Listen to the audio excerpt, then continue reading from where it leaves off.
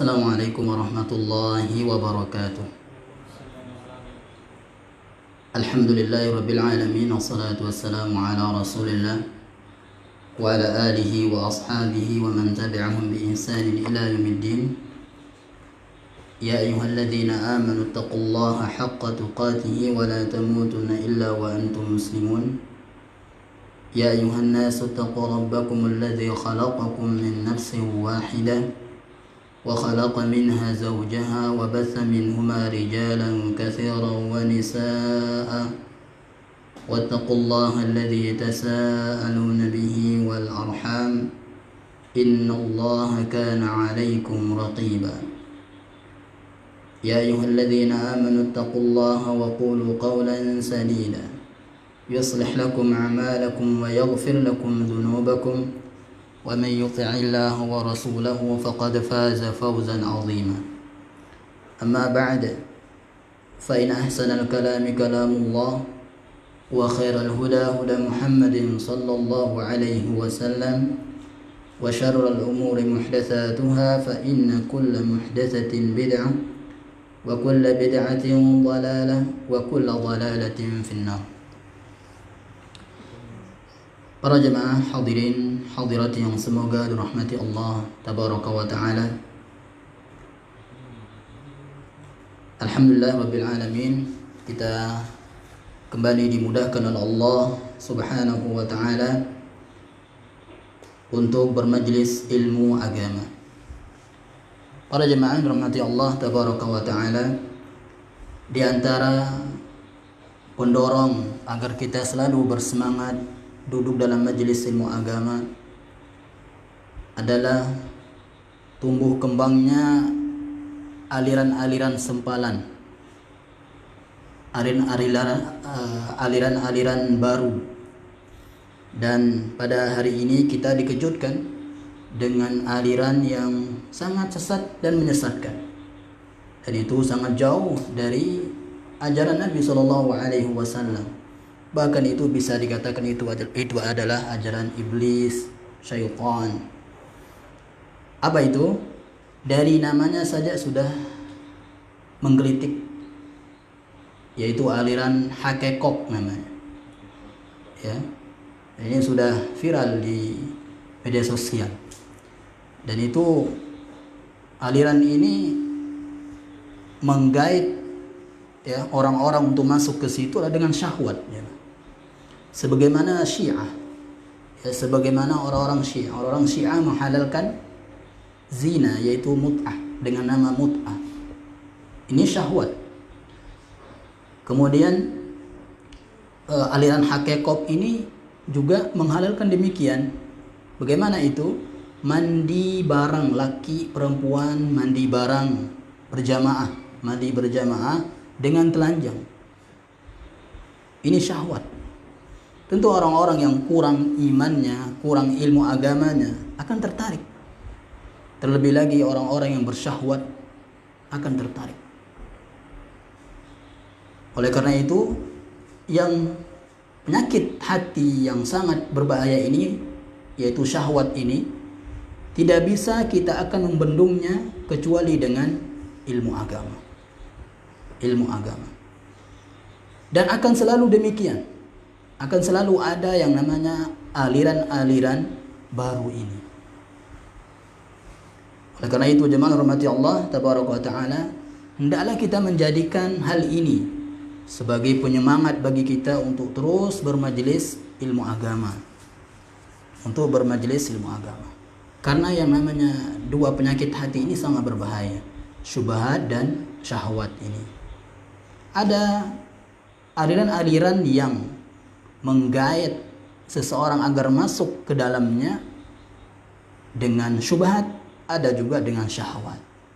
Maka sekali lagi, dua penyakit ini tidak bisa kita bendung kecuali dengan ilmu yang kuat.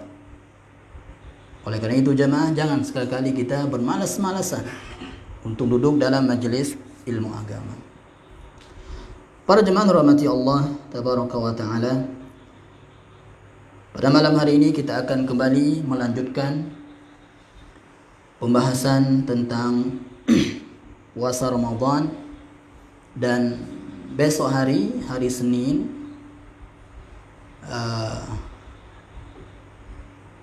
organisasi Nahdlatul Ulama NU itu telah mengumumkan, ya, mereka telah ru'yah namun tidak terlihat, ya, tidak terlihat hilal Sya'ban, ya, tidak terlihat, sehingga mereka ikmal, menyempurnakan menjadi 30. Dan hari ini 30, berarti besok hari Senin adalah hari bulan Sya'ban, hari pertama bulan Sya'ban, hari Senin besok, ya. Sehingga bisa kita hitung bahwasanya antara 29 hari atau 30 hari lagi kita akan insyaallah akan berpuasa. Oleh karena itu, di antara persiapan yang harus kita siapkan dengan matang adalah ilmu tentang puasa itu sendiri.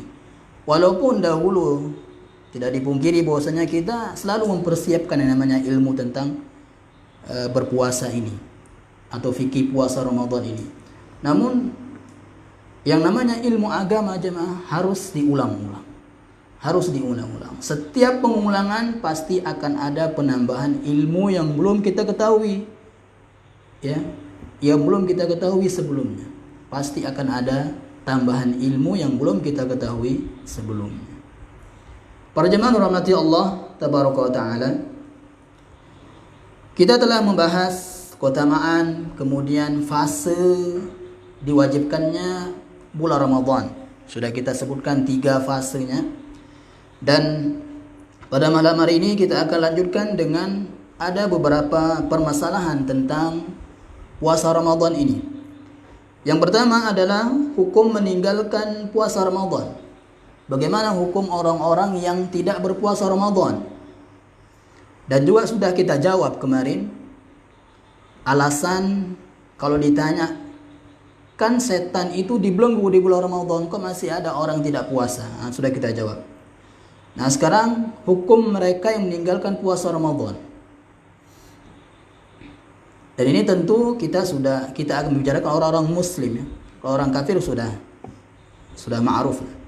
Nah, sekarang orang-orang muslim yang meninggalkan puasa Ramadan. Ada 2 keadaan. Yang pertama, jika seorang meninggalkan puasa Ramadan karena mengingkari kewajiban puasa tersebut. Misalnya dia mengatakan, saya nggak percaya ada kewajiban puasa Ramadan. Dia mengatakan, saya tidak percaya ada kewajiban puasa Ramadan. Maka orang yang seperti ini tidak diragukan lagi. Orang seperti orang kafir. Ya, orang seperti ini dikafirkan.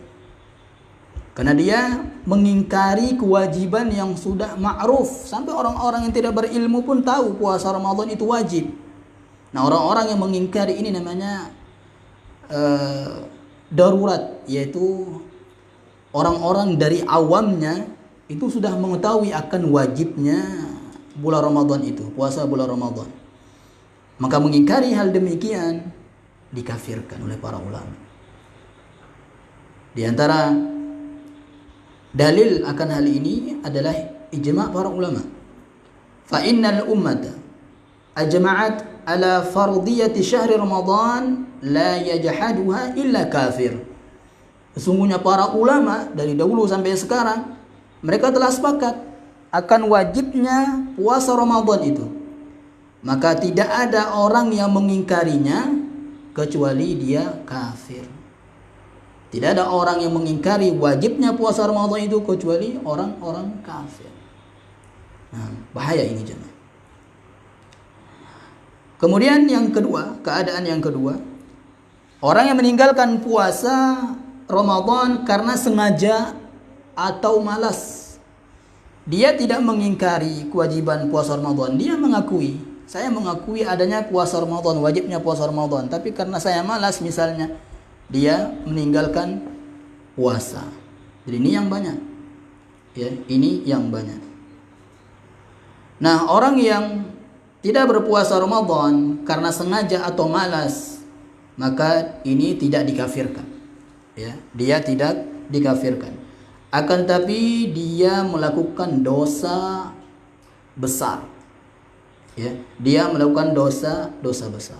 Dan yang namanya dosa besar itu jemaah, dosa-dosa kecil kita tidak akan terhapus kalau di hari itu kita melakukan dosa besar. Kita sholat misalnya, kita nggak puasa, dia nggak puasa Ramadan, ya. Kemudian dia sholat, nah sholatnya ini nggak akan bisa menghapus dosa kecilnya. Kalau di hari itu dia melakukan dosa besar, yaitu meninggalkan puasa Ramadan tadi. Oleh karena itu syarat dosa-dosa kecil kita ini akan dihapus dengan sholat kita, dengan sedekah kita, dengan zikir kita, bacaan Quran kita, dengan ibadah yang lainnya. Syaratnya adalah tinggalkan dosa besar. Tinggalkan dosa besar. Ini syaratnya. Jadi orang meninggalkan puasa Ramadan karena dia malas, maka dia dosa besar dan wajib untuk bertaubat. Dan wajib untuk bertaubat. Dan ini pendapat dari mazhab imam-imam para madhab. Itu imam mazhab al-Hanafiyah, al-Malikiyah, al-Syafi'iyah, al-Hanabilah. Kemudian di sini Imam Az-Zahabi berkata rahimallahu taala, wa 'indal mu'minina muqarrarun anna man taraka shauma ramadhana bila maradin wala ghardin ay bila 'udhrin yubihu dhalik annahu syarrun minaz zani wa mudminil khamri.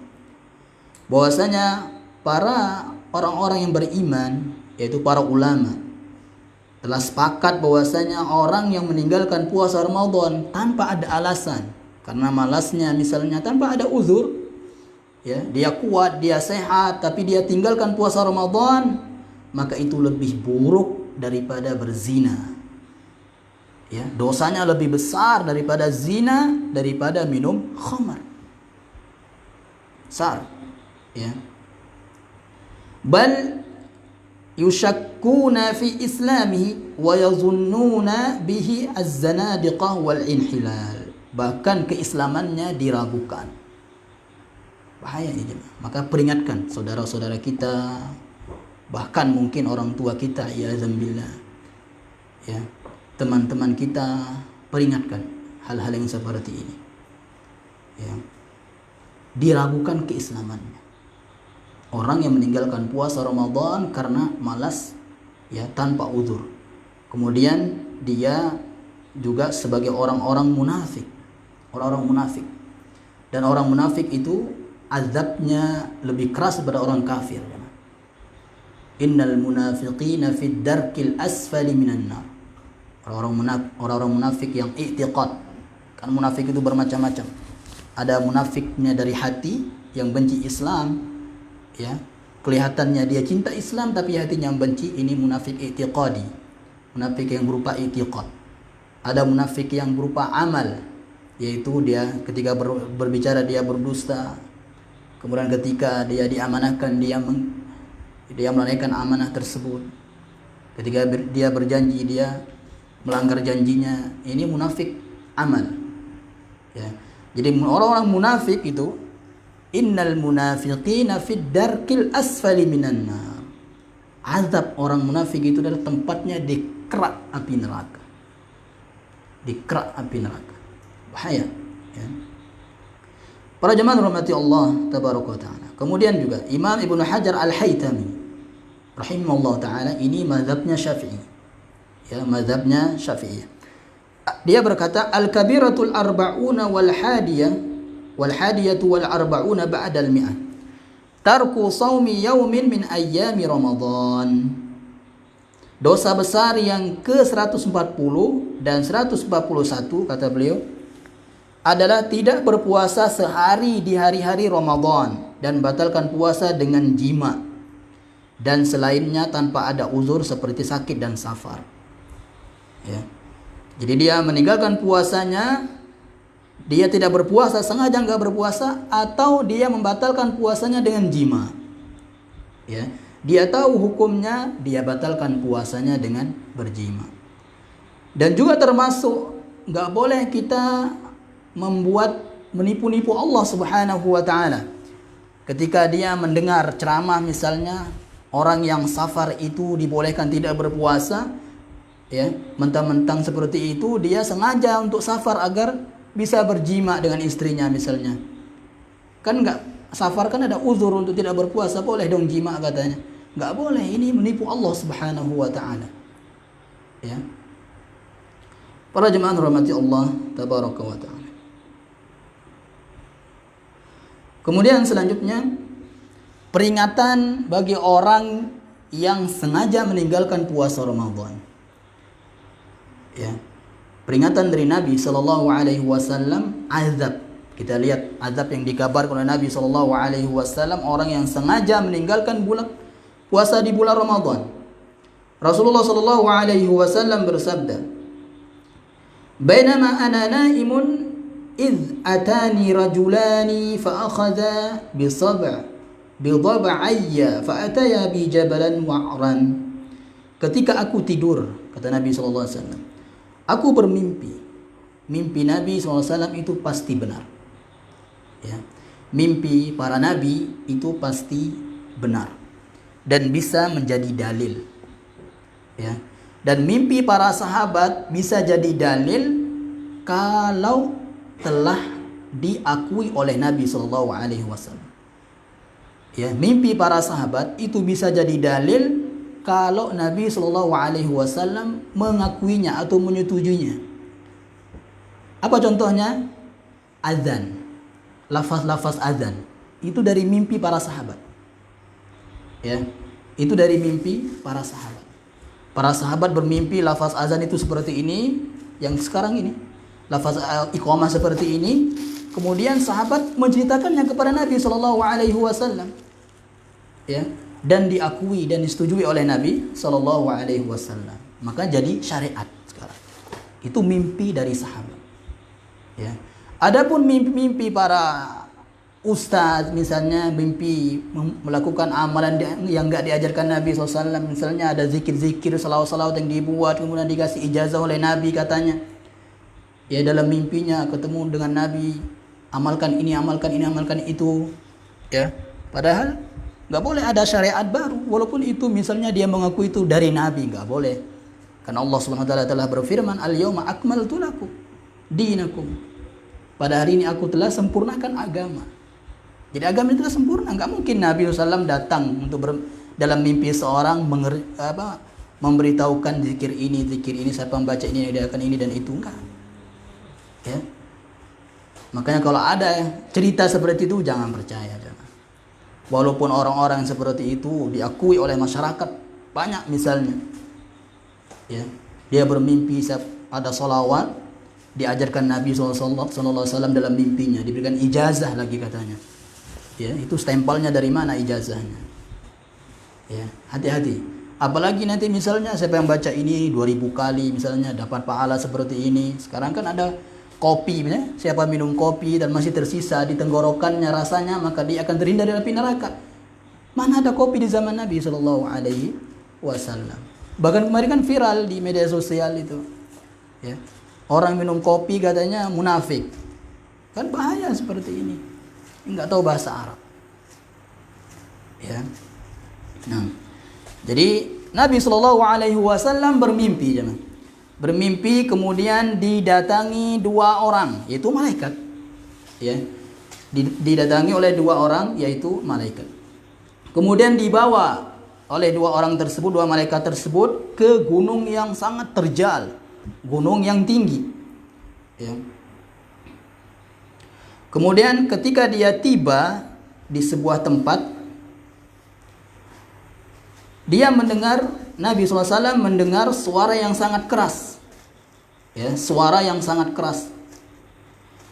Kemudian Nabi SAW bertanya, suara apakah ini? Ya, banyak pada para malaikat tersebut. Maka kedua orang tersebut menjawab, ini adalah teriakan penghuni neraka.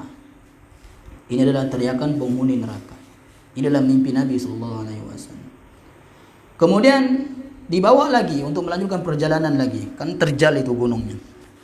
Dibawa lagi, tiba-tiba Nabi SAW melihat ada orang yang digantung dengan mata kakinya terjungkir.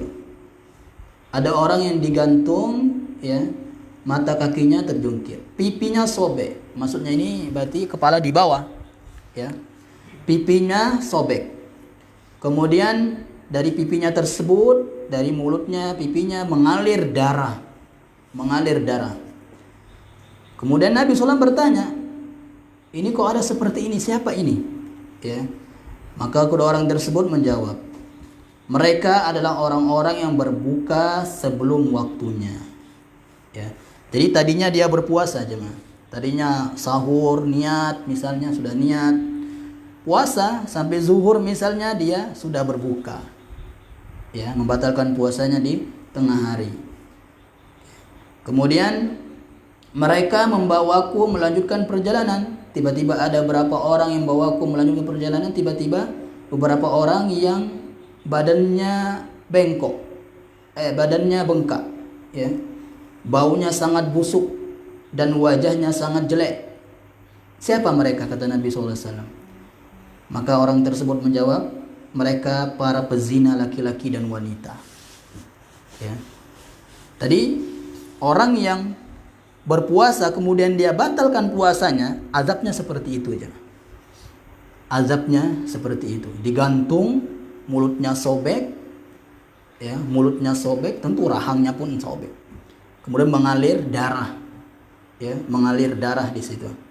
Kata Syekh Albani rahimahullah, ya, memberikan komentar hadis di atas, hadhihi uqubatu man shoma thumma aftara amdan qabla hululi waqtil iftar.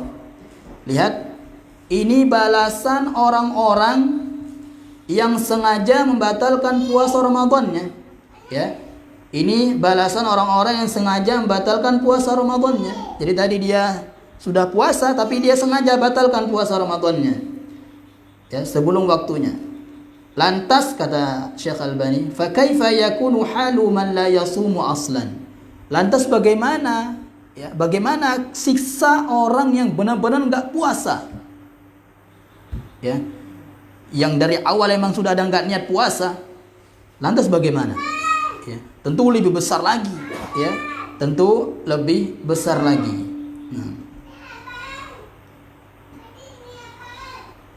Ya, itu peringatan dari Nabi SAW untuk orang yang sengaja meninggalkan puasa Ramadan. Selanjutnya, apakah yang harus dilakukan oleh orang-orang yang telah sengaja membatalkan puasa di bulan Ramadan? Ya. Jadi apa yang mereka harus perbuat? Apakah nanti mengqadha dan seterusnya? Nah.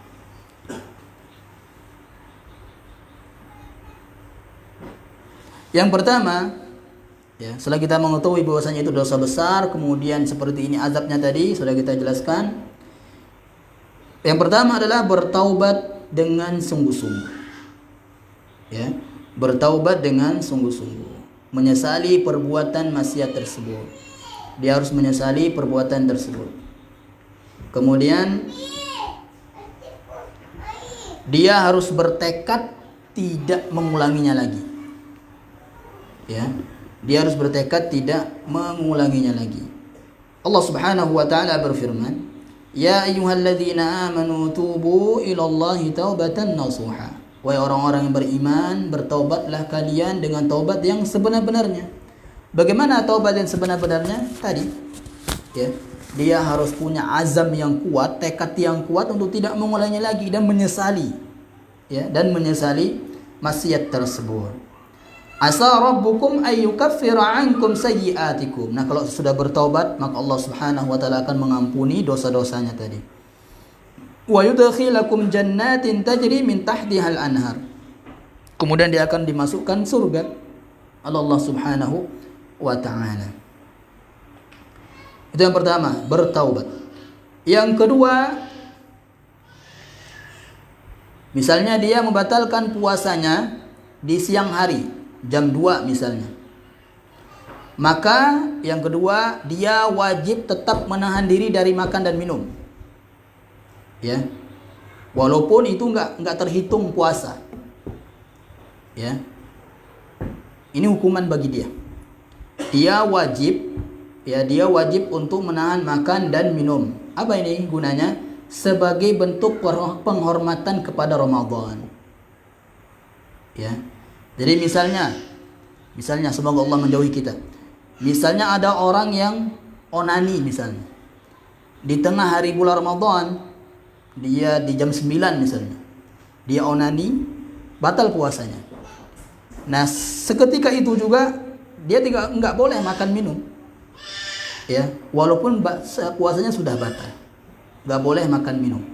Ya, ini sebagai hukuman dia dan ini juga sebagai bentuk penghormatan bulan Ramadan itu.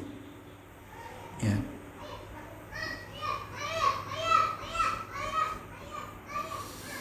Nah, di sini dalam fikih, kitab fikih 4 mazhab, ya, dinyatakan bahwasanya man fasada saumuhu fi ada'i Ramadan wajaba 'alaihi al-imsaku baqiyatal yaum ta'ziman li hurmatis syahri.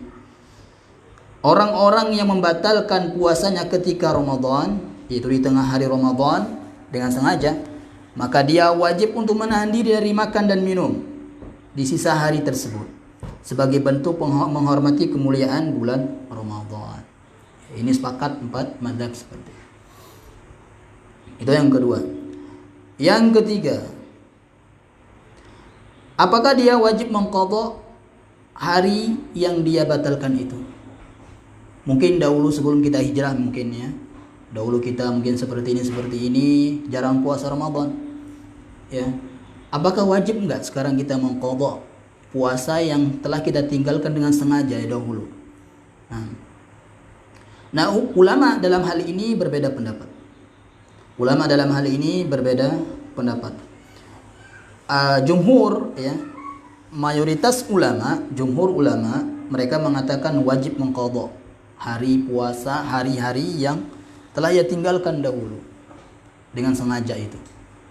Misalnya, kalau dia lupa berapa yang dia ingat, ya, berapa yang dia ingat itu yang dia bayar. Kemudian ulama yang lain berkata tidak wajib qadha, ya, tidak wajib qadha, cukup dengan bertaubat tadi, karena itu yang wajib qadha itu adalah puasa orang-orang yang dia batalkan puasanya dengan ada uzur, karena ada uzur. Ya, seperti siapa? Seperti orang haid, kan itu ada uzur, maka dia wajib qadha. Ya, orang nifas, orang yang sakit, nanti ketika sembuh dia wajib qadha. Adapun sengaja, maka ini urusan Allah Subhanahu wa taala dengan dia. Ya. Ini di antara pendapat para mazhab Al-Hanabilah. Ya. Seperti ulama-ulama yang sekarang kontemporer, sebagian mereka berpendapat ini. Ya. Namun untuk kehati-hatian, ya, qadha lah. Ya, untuk kehati-hatian mengqadhanya. Ya. Berapa yang dia ingat, dia qadha yang dia ingat itu.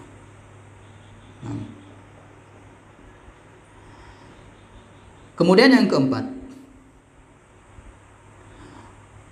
yang harus dia lakukan orang yang meninggalkan puasa Ramadan dengan sengaja, menutupi kesalahan besarnya tersebut dengan memperbanyak puasa sunnah. Ya, memperbanyak puasa sunnah. Hal ini sebagaimana hadis Nabi Shallallahu Alaihi Wasallam. Jamaah, amalan-amalan sunnah itu kelak akan menambal sebagai tambalan kekurangan amalan wajib. Ya, seperti misalnya puasa. Nabi Shallallahu Alaihi Wasallam bersabda, "Awwalu ma yuhasabu bihil abdu yaumal qiyamah as-salah." Amalan yang pertama kali yang akan disiksa, yang akan dihisab pada hari kiamat adalah salat. Fa in saluhat faqad aflaha wa anjaha. Kalau salatnya benar, maka dia akan selamat, beruntung, sukses setelah itu. Kalau salatnya benar. Bagaimana salat yang benar? Tentu yang sesuai dengan perintah Nabi sallallahu alaihi wasallam, dengan cara Nabi sallallahu alaihi wasallam, ikhlas dan mutaba'ah. Ini salat yang benar.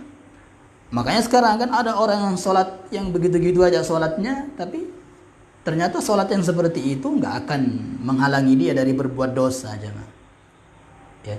dia masih tetap sholat, ya, STMJ kata orang-orang liberal, ya. Sholat terus maksiat jalan, ya, sholat terus maksiat jalan. Makanya mereka mengatakan, untuk apa sholat kalau seperti ini, katanya. Jangan berpikir demikian, ya. Ya. Jadi sholat yang akan tanha anil fahsya'i wal munkar, yang akan menghalangi kita dari perbuatan mungkar, kejian, dosa-dosa, adalah sholat yang tadi ikhlas dan mutaba'ah tadi, sesuai dengan contoh Nabi Sallallahu Alaihi Wasallam. Nah, baru akan selamat kalau sudah, ya, sholat kita benar. Wa in fasadat faqad khaba wa khasira. Kalau sholatnya itu fasadat, rusak sholatnya, tadi enggak sesuai sunnah Nabi Sallallahu Alaihi Wasallam, ya. Fa inin taqasa min fardiyatihi, ya. Jadi kalau sudah rusak sholatnya tadi, dia akan rugi seterusnya. Setelah itu dia akan merugi, ya. Fa inin taqasa min fardiyatihi syai'un, dan dia sudah sholat, ya, sesuai dengan contoh Nabi Sallallahu Alaihi Wasallam, ikhlas misalnya, ternyata masih ada yang kurang, dan itu pasti jemaah. Sholat kita jemaah antara satu makmum yang satu dengan makmum yang lain, bahkan imam dengan makmum itu beda pahalanya. Ada yang dapat 1/10, ada yang dapat setengah, ada yang 1/4, 1/6. Ya. Itu dinilai dari mana? Dari kekhusyuan hati kita. Ya. Makanya kata Nabi SAW, kalau orang itu khusyuk, hatinya khusyuk, maka badannya pun, anggota badannya pun akan khusyuk ketika sholat. Nggak ada orang yang pegang-pegang jenggotnya.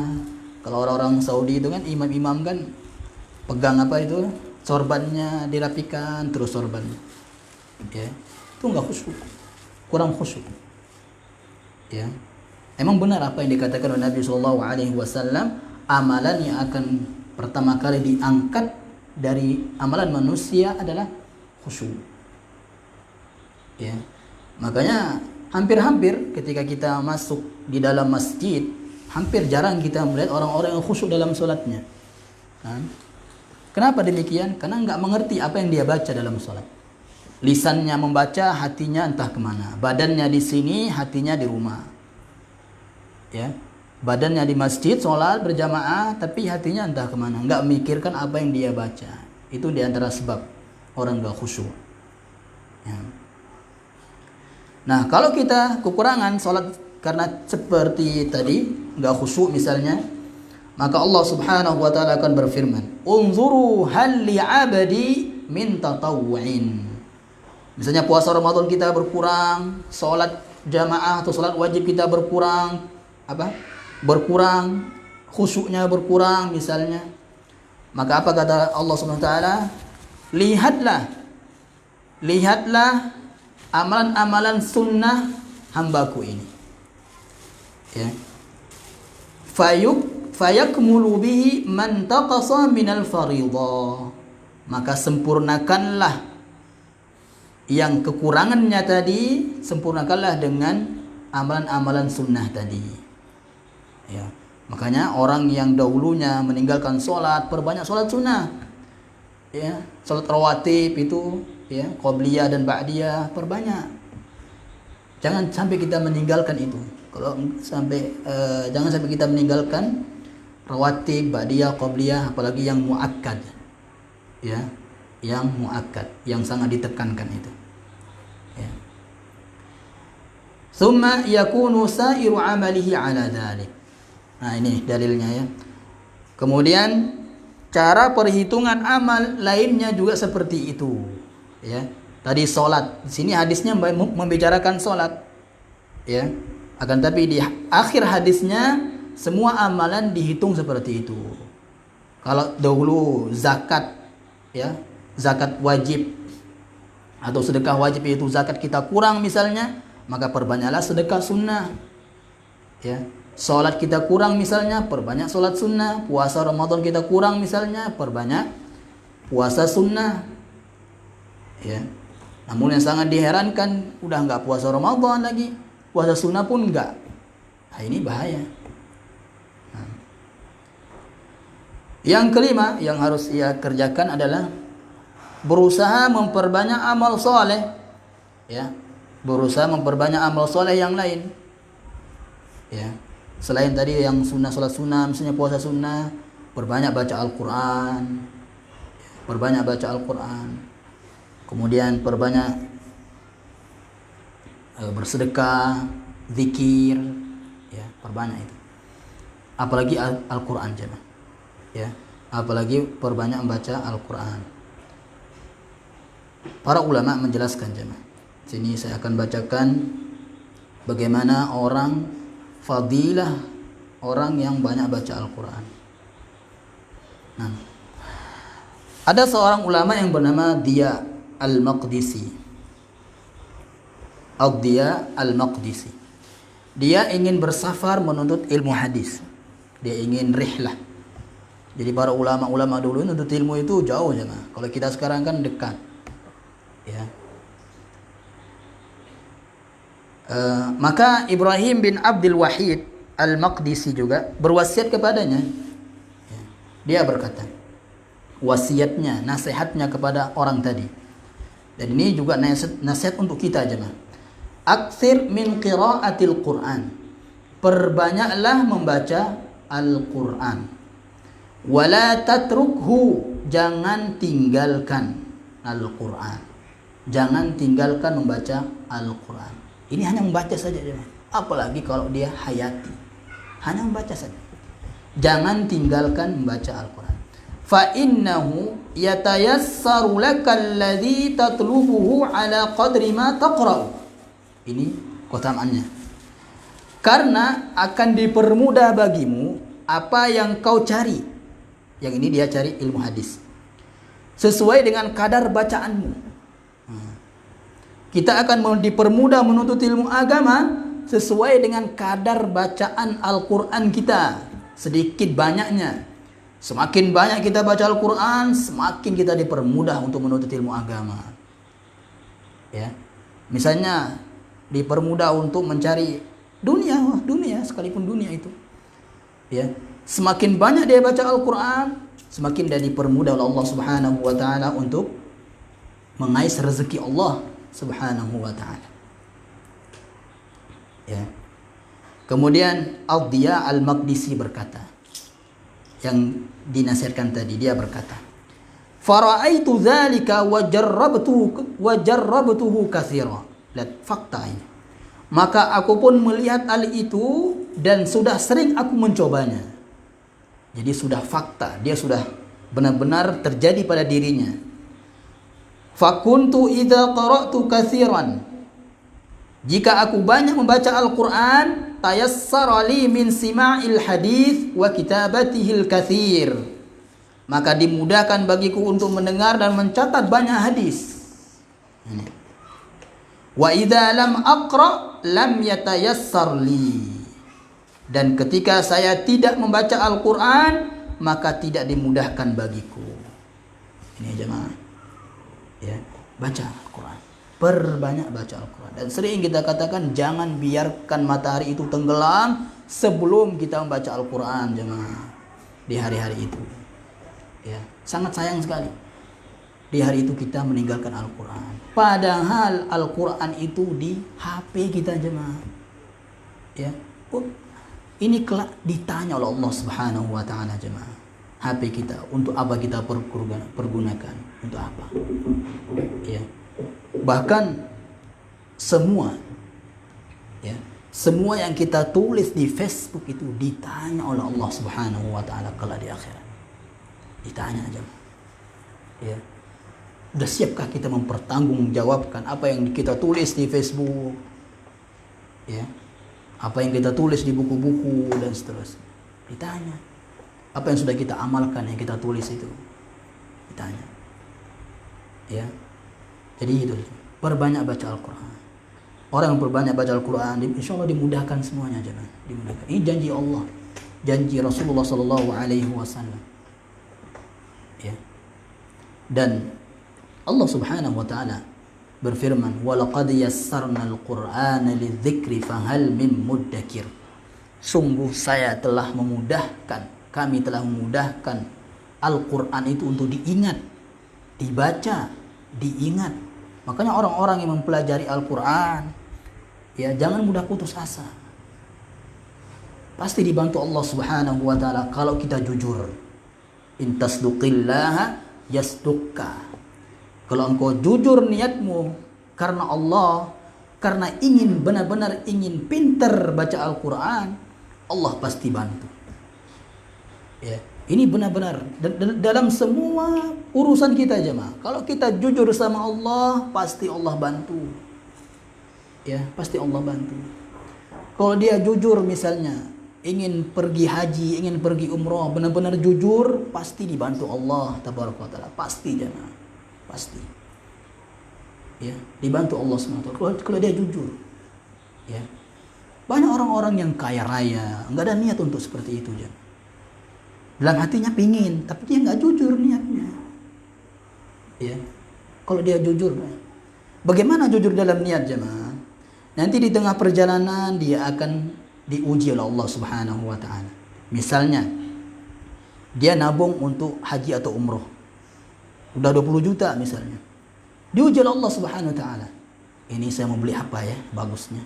Umroh atau HP, laptop, umroh, HP, laptop, umroh, HP, laptop. Diuji seperti itu Allah Subhanahu wa taala.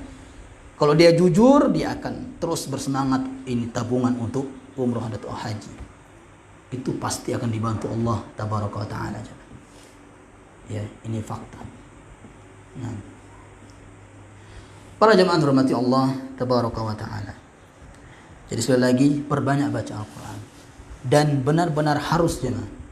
Harus berbeda kualitas dan kuantitas bacaan Al-Quran kita Ramadan yang dulu dengan yang akan datang ini. Ya. Harus berbeda. Dahulu mungkin misalnya kita masih terbata-bata. Ya, dan usahakan Ramadan yang akan datang ini harus berubah. Ya, harus berubah.